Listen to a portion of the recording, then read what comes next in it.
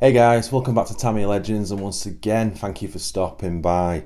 So finally, we're going to get the DB-01 Durga finished and ready to run.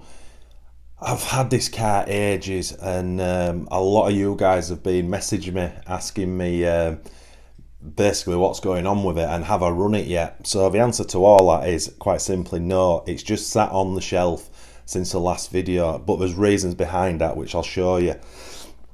So if you haven't seen this car before, as I said, it's the DB-01 Durga. Very cool looking car, a little bit more modern than what I normally go for. We had this superb Tamiya TRF paint scheme, professionally painted by RC Attack in Spain, and it's absolutely stunning. I fitted some TRF stickers to it. This is the cheaper version. No, I shouldn't even call it a cheaper version. This is the poor man's TRF 501, 511. Can't remember what the last one was. I know the 503 was the very last one, but this is the same design as, I can't remember. I've put it in previous videos. So it's not a TRF by any stretch of imagination, but it's still what Tamiya would class as a higher end racing buggy. So far to this, I just bought the standard basic Durga kit. I've since then fitted it with slipper clutch, which apparently is an absolute must. So slipper clutch is fitted. I've fitted carbon shock towers to it, and the TRF aeration shocks to it, which feel absolutely awesome. Obviously I had to change the wheels to white to match its body because the kit comes with black wheels. I'm sure there was another upgrade, but maybe not. So anyway, what I was waiting for, I had a disaster. Obviously, as I said in the kit, you get the dual block tyres with it, but you get the black wheels. So I ordered the tyres and the white wheels, and I had an absolute disaster on eBay with the white wheels. I've had to order them 3 times, which is just ridiculous. All due to the pandemic. The first two took my money. Well, the first one took my money. Cancelled the order at their end, didn't give me a refund, and now disappeared. I mean, it's not a lot of money, but it's the principle of it. Second one I ordered, forgot about it, checked if it had been dispatched, had to contact them over a period of weeks. Sorry, we can't send it at the moment. Didn't even let me know, so I cancelled that order. And then I think I got some from Tony's Tamiya Parts in the UK. Big shout out to Tony. So that's the brand new wheels we've got for it. These are actually hex fits, so these aren't even supposed to be on this car. I just did it so I could have the car kind of almost finished. And as I say, we've got the brand new tyres for it. So let's just put that away. So the main reason why I haven't been able to finish this car, apart from the wheels, because I have had those wheels for about 4 weeks now, is I got contacted by a buddy of mine. So a massive shout out to Philip if you're watching, my friend. And he contacted me and says, hey, I've got another Durga for you that I'd like to donate to the channel. And I've got to admit, initially I was like, because when people donate stuff, especially, obviously I'm in Canada, I always offer to pay the shipping, but it's still bloody expensive. So I was kind of thinking, well, that's probably going to cost me 30, 40 quid, and I don't need another Durga. Anyhow, let me show you. So this is what he sent me. Quite a good looking thing, actually. And the main, well, there actually is one reason why I wanted this car when he sent me pics of it. See those blue bits? It's got front and back full alloy. I don't know what you call it, but I know that it's a massive upgrade for the DB-01, these strengtheners. So you get the little pivot points, the pins go through, and then we've got, you can't see this one, but it's got the alloy one on the front as well. That's the only hop up this car's got on it. So as soon as I saw those, I was like, yeah, that's got to go on mine, because I priced these up to put them on mine. Because another shout out to Lee, who messaged me. He's like a proper racing guy, and he raced, or has raced Durgas, and he kind of said these are a must as well. I went to price them up, and some you could find, some you couldn't, but it was looking at something ridiculous. It was going to be like no, it won't be £100. It might have been with shipping. It was high end. It was very close to 100 quid to get these 4 bits, and I was like, well, can't do that. So anyway, obviously when I saw this, I thought this is perfect. So Philip shipped this off to me, and I'm happy I've got it now, because what it's given me now, what I didn't really realise is this shell's pristine, and obviously this will get its first run out on tarmac, but straight away it's given me a used set of wheels and tyres I can put on it, so I can keep these in mint condition. And it's also given me this body shell and wing that I can swap over to that when I start to run that a little bit harder without damaging the beautiful TRF shell. So it's a win-win for me. And also, once all this project's finished, I'm going to be left with this, which is going to be a basic car. And then what I'm thinking is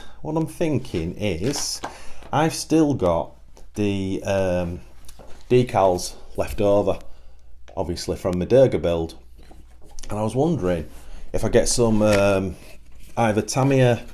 I can't do it with Tamiya polycarbonate cleaner to strip this shell because it'll take too much, but Tamiya do the big container paint remover, which is about $40, so it's about 28 quid.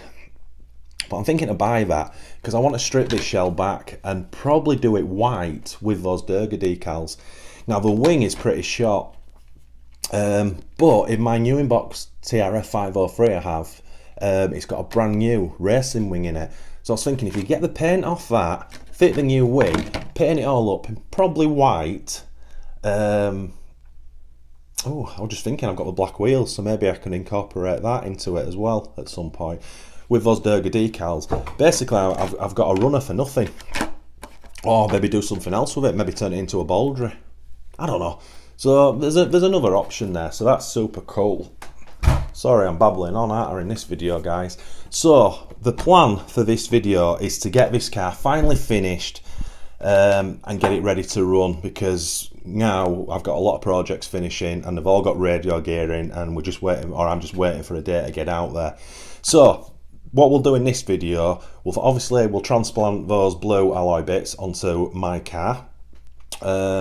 Then it's just a case of, we've got the white, we've got to do the wheels, and then it's a running gear. So what I'm going to put in the Durga is the Tamiya DB-01 This is a 10.5 brushless motor with adjustable timing. Now I've only run this once and it was in my speedrun videos, but I was pretty happy with it, to be fair, in the TA05R. This motor runs off the standard Tamiya TBL-02 electronic speed controller, but it needs a mod of the fan fitting, which we did again. So this is all ready to run. Now the only sticking point with this is when I programmed it, I didn't put any reverse on it, so it's just forward and brake. So I might have to dig instructions out and figure out how to put reverse on, but saying that, I don't really need it. I might just leave it as it is with forward and brake. So that's what we're running with that. We're also running, because it's quite a tight fit in here, we're also running Tactic 2.4 radio gear. And the reason I picked this set is because it's got this lovely dinky antenna-less receiver, which again I've used before and it's awesome, and it takes next to no space up. So that's a radio gear, and I've got 3 servos to try, but I'm looking for the best one out of the 3. Now a lot of people ask me, what servos do you use? I just use whatever I have. I've never bought a flash servo in my life. This is a Tactic servo that I did buy brand new, but it's not particularly quick. This is a Tactic TSX35 Sport servo. Bought this from a local model shop and it was like $28, but it's pretty basic.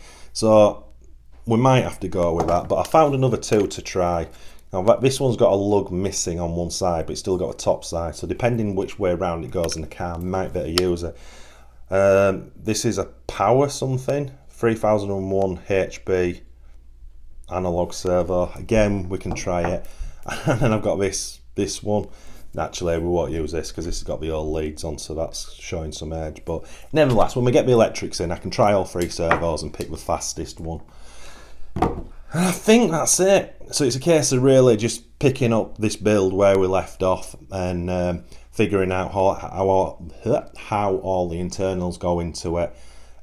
So first part of call now is to figure out how on the other car how these blue alloy bits come out, and let's start taking them apart so we can fit them on this car.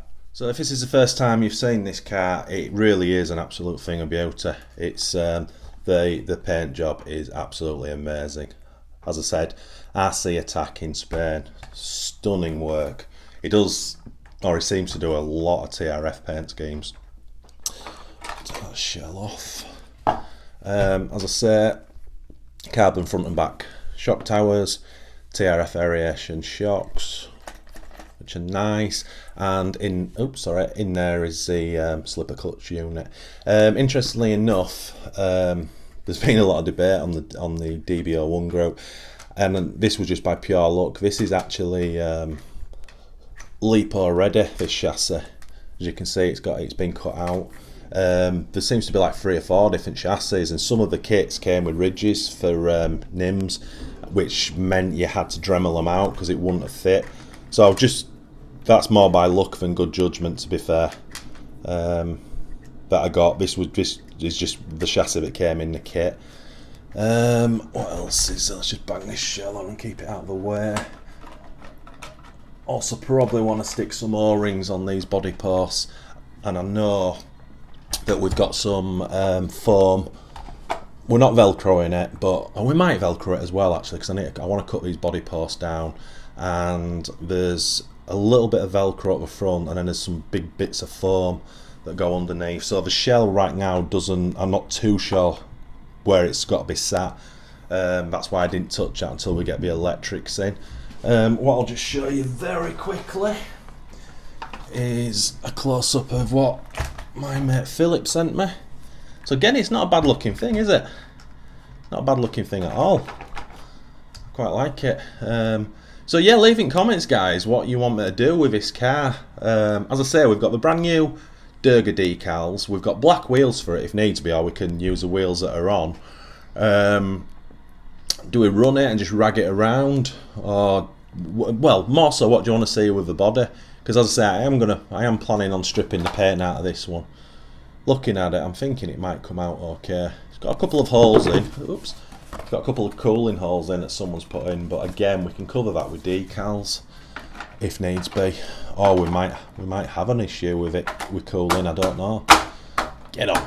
So anyway, yeah, give us a shout what you think we should do with that. Right, as I say, now let's get into this car. We'll get this the front bumper on, and we'll get these alloy bits out and see if that's going to be a big job or not. Right, so the transplant is underway. So I've chosen to do it like this, sort of one bit at a time, so I don't get too confused. So that's the alloy off the front of the old one and ready to put on the front of the new one. I'm assuming it's Tamiya hop-ups, but I'll have to clean that, it's a bit grimy. But yeah, I don't know 100% if it's the brand of these is Tamiya or if it's an aftermarket part. Just looking at the kind of blue, it does kind of look like the same that's on the shocks. So anyway, it makes no difference to me. So what I'll do is we'll get this one built up and then we'll get on with the rear. Right, so that's the front done on my car. I've built the second car up with the plastics in, but that all fitted with the exact same screws. I was debating whether to put the bumper back on. I mean, all that does, from what I can see, it's three holes, so 2 go into the alloy and 1 into the plastic, but I kind of think it's only really there to protect the alloy. I don't know if it acts as a strengthener, but it kind of looks better with the alloy showing. So I don't know, I might leave that. But anyway, that's the front done, and that's all working very nicely. So let's just have a quick look. I would imagine it's exactly the same. Well, those 2 pieces are the same. Yeah, it's pretty much the same. Interestingly, because this is a very old, or one of the very early models, this has got the ridges in, but mine hasn't. Mine's LiPo friendly. But what I was going to say is that, do you know what was I going to say? There was a point to this. Oh yeah, this doesn't have any shims. On mine, there's 2 shims on each pin at one particular side to stop any play, but the original didn't have that, so it must have been an add-on by Tamiya at some point. Anyway, as I say, happy with that. Let's get the rear done. Right, that's the alloy transplant done. So that's the rears on. The very end one's a bit scuffed, but that's always on show. Not a lot I can do about that, unfortunately, but it still looks cool. I'm decided, in fact I just need to put 2 screws in there No, sorry, I am going to put the back bumper on, I forgot that. But on the front, I've decided I've just put the screws in instead of the bumper, so it's all secure. But I like the look of the blue, and to be honest, for the amount of running and how I run it, that's not going to get damaged at all. So I'm going to keep it like that. So that looks pretty cool now. So yeah, just before we say goodbye to this car, as I said, drop in comments if you got any fancy body scheme ideas. As I say, bear in mind I've got a spare wing, a new one. I've got the Durga decals for it, and plan is to strip the paint off that. So as I say, yeah, give us a shout what you think would be a cool paint scheme. Right, so we'll say goodbye to that car. And next job is I've got the shocks in the wrong position. They need to go in at least one hole each, so I'll adjust those and then we'll start digging the electrics out. We'll fit the motor first, but this whole section, this whole middle section just needs unscrewing, lifting off, so we can actually fit the motor in, get the pinion out of the kit and what have you.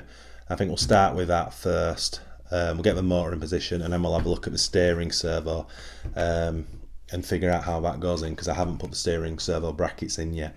Right, so I've moved all 4 shocks in one hole, but that's something we can mess about with later. You do get a really decent setup sheet with this, with it being more of a sort of race car, but that's something we'll play with later. Just in case you've never seen that, that's the slipper clutch I fitted.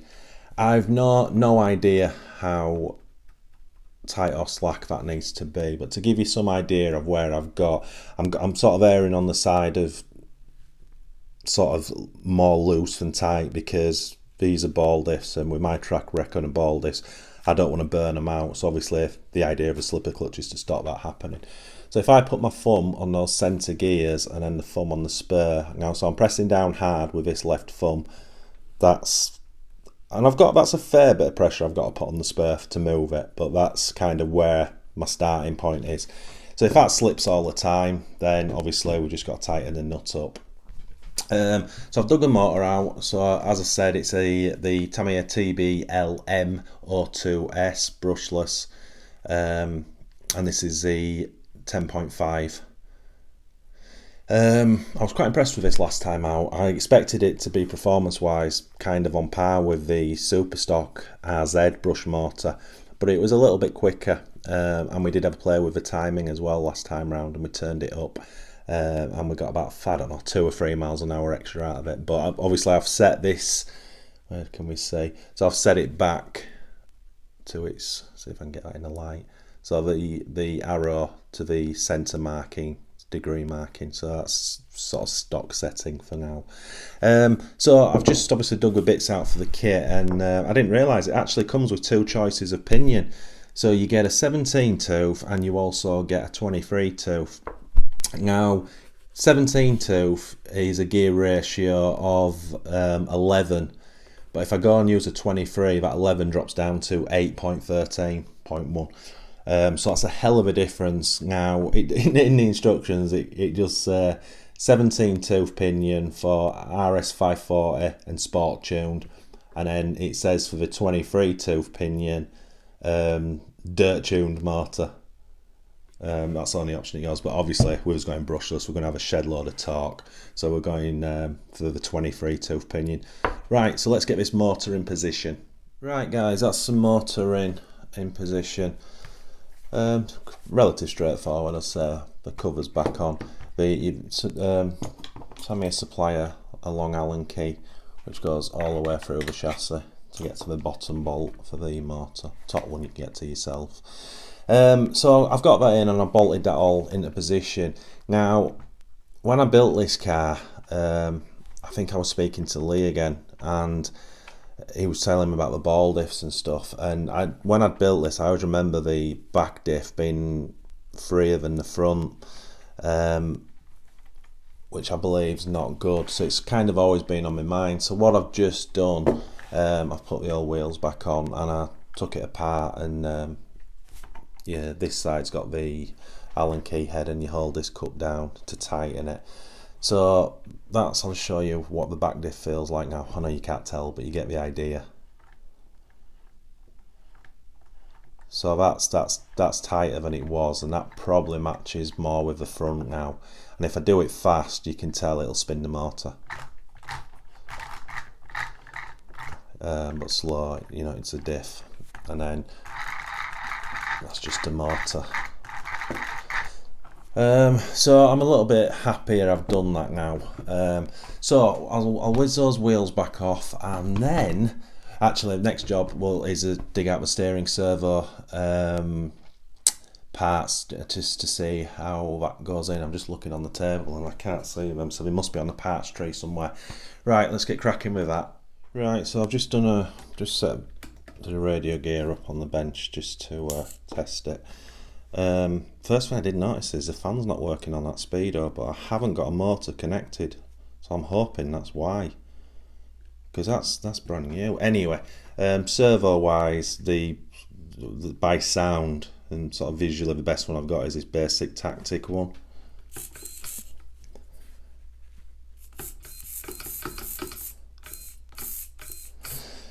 It doesn't seem as fast as the one I've just put in the egress, which is a bit of a shame. But I actually bought this for the Top Force all that time ago, and it's not had much use since that.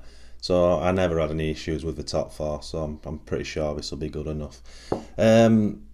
So yeah, the next stage I'll just connect that, but we've got to make up the where is it? The servo server, which is let me just. Yeah, it looks a little bit, so let me show you. It looks pretty different. It's got some like metal rings that go in it. I don't know if they're all different or whatever, but anyway, we'll get this servo server made up and then we'll get that in the car. Right, so I've got the servo in, and I've just sat the electronic speed controller in there, but I had an issue. The fan wasn't working on the DB-01, and the top of it was getting really hot but not spinning, as if it was shorting out. And I'd wondered if I'd damaged it, because last time out this ran on 3S, and obviously we're not supposed to. I was wondering if I burnt the fan out, so I just took it off and plugged it in separately, and it started working, and now it's fine. So God knows what that was. So I'll just show you this. Switch on. So we've got the fan working. Steering is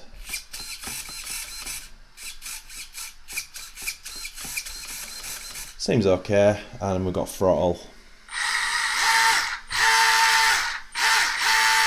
and brake, no reverse.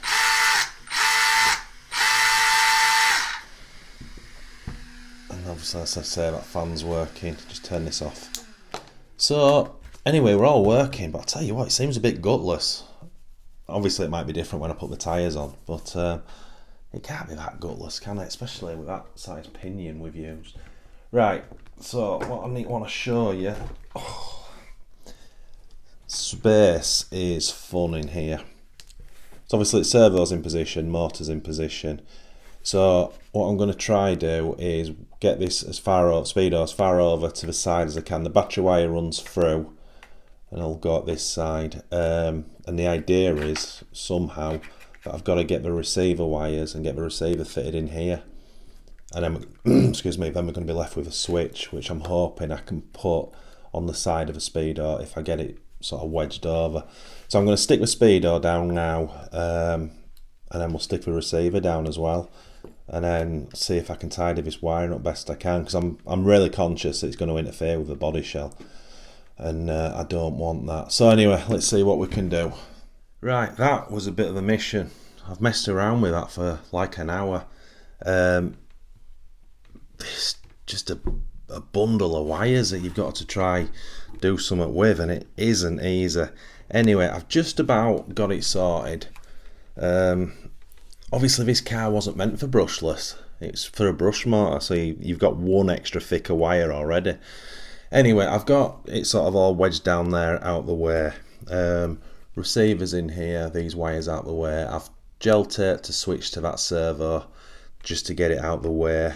The other side, the battery's in, and that's how that's going to go. Now unfortunately, I'm being a bit lazy. This DB-01 Speedo has got Tamiya connector, and all my batteries are Dean's. and I've just not soldered a Dean's onto it yet because I don't think I have one, but I'll have to have a look. But I'm using the adapter at the moment, which gives us this extra little bit of length. It's not a problem. So that's the chassis. What I've also done, because I don't want to scratch his body, so I put some of that heat tape in there. Now, I'm not too sure anything's actually touching, maybe just sort of leaning on these wires, because obviously it would be longer this way. So anyway, I think that's going to help. So I've got it fitted now, and I've cut the body post down. So I'll show, and also I should say, and I've put the Velcro just at the front of the shell. It's not coming up on the camera, is it? There. And then on the side of the chassis there. That makes a hell of a difference, actually. I wasn't going to bother, even though I'd read the instructions. I thought, no, I don't need that, but you actually do, because just when it's sat on the body clips alone, it's slightly raised up here, and for whatever reason, when you clamp it down at the front end, it just sits it down and it's all straight. So I'll just put it on off camera. I can try do it on camera, but it's probably going to be too fiddly. Where are we? Right, so looks way better without the body post all the way up. So that's the tightest fit, that one. And then we have that one, that one, and finally that one. And then if I put that upside down, see here where the Velcro is. So if I just push that into the right positions and then squeeze, it's really good. It gets a great seal. And as I say, it brings that side down. So that's the body shell on now, and it's pretty well clamped down. And as you can see, that's straight. It's not up at this side, which I was kind of worried about at the beginning. Now there is one last thing to do, and I don't know if I'm going to do it. It says it gives you some thick sponge that you've got to cut. Let me just move that down. Cut to this shape and put it on the inside of the body to stop dirt getting in, because there's a big hole there. This side obviously not so bad with the motor, but it can still get in. But oh god, I think what I'll try do, I'll just try cut something that'll do that. But I also don't want it to splay the body out. But it is only like a protection thing. God, it's been a lot of work that. I did not expect that, I must admit. Right, we'll get that foam on, and then we'll get it fitted with its wheels at last. Right, so that's the new proper wheels on. I put that lump of foam on one side of the body. All it does is just keep dust out. It's as simple as that. Yeah, I'm very, very happy with that. Let's just bang the shell on. Right, that's it. I'm finished with that, and I'm really, really happy with that. I'm going to let you into a little secret in a second when I come back about this car. But that's not got the battery now, and that suspension is absolutely superb, and that body is proper clamped down now. Yeah, that bad boy is ready to go. Right guys, she's done, and I am mega happy with this, and I'll tell you why. So off camera, and I don't know why I did it, but I just probably plugged all the battery in again, switched the transmitter on, just to make sure it was all working. And I just blipped the throttle while it was on the table, and I could just hear the slipper clutch just whine, and I was like, oh. So I just had a little play with it on here, just not full throttle or anything, and it makes a very distinct noise. And I was like, wow, I thought I had it on the low side, but I thought it wouldn't have, it was hardly moving. So I just got the socket thing out, started tightening it bit by bit, and then I was like, right, I'm not too sure how tight this really needs to be now. So I took it outside, just a little car park outside, took a little spanner with me, and ran it with a shell off first of all. I was just getting it so it would accelerate, but not with a tight slipper clutch. So it was like quarter of a turn, if that, every time, and I could see the improvements all the time. And I was like, okay, that's pretty impressive. So I got it somewhere where I wanted. And then I put the shell on, and I had a little run of it in the car park. Guys, I'm not just saying this so you watch the next video when I'm running it. This thing is absolutely superb. Oh my word, it is so smooth. And obviously it's only got the Tamiya 10.5 in it, so it's not blistering. but it's quick enough for me. As I say, I wasn't giving it sort of full beans off the mark or anything. I don't want to damage these ball diffs. I just want to make sure everything's right before we really give it some hammer. But I kept bringing it back in and doing the slipper clutch a little bit more. But oh my word, this thing is... Now, I'm going to tell you something now. I feel pretty bad saying this, but because this is... I don't know what day you're watching this on. I know it's a Saturday. But right now here, this is a Tuesday. And on Thursday, I'm planning to take this and the egress to make the running videos. So when I brought this back in, I got the egress because I've not run that yet, and I thought we'll just put a little battery, not a battery through it, but we'll just get it going on, put tarmac tyres on. We'll just make sure everything's working, because you don't want to go to make a running video and then there's something obviously wrong. So I started running the egress, and that's got a 23 turn super stock BZ motor in. Granted, on tarmac, with tarmac tyres, and it was superb. It was gorgeous to see the egress there, and it was quick. It was probably equally as quick as this, if I'm honest. But now, obviously, design wise, there's 30 years between them. But oh my word, this thing is superb. What I didn't like is I brought the egress in slightly early. I could have stayed out until the battery died with this thing. I was just like, it was just awesome. And I'm not saying the egress is rubbish. I'm not saying that. I absolutely love the egress. But what I'm trying to say is how many levels this is up from it. Now, again, I'm stating the obvious, I know. But when you actually put them kind of side by side, it's like, it's a real eye-opener. Anyway, no disrespect to the egress, because it was stunning. So yeah, next time you see this, we'll get it out with a proper running video. Now I know it's okay.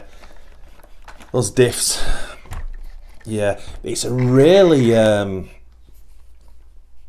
really weird sound, the slipper clutch, because that's the first time I've ever used one properly. I had one on Dynastorm, but the car wasn't right and I never really ran it properly.